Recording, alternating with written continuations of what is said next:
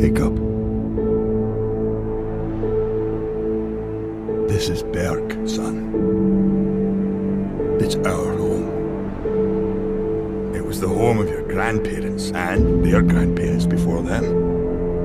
It's my job as chief to protect us, Hiccup. And one day, when you're all grown up, that job will be passed on to you.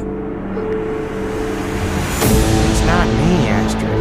All those speeches and planning and running the village, that's his thing. I think you're missing the point. I mean, Chief. What an honor. I'd be pretty excited. I'm not like you.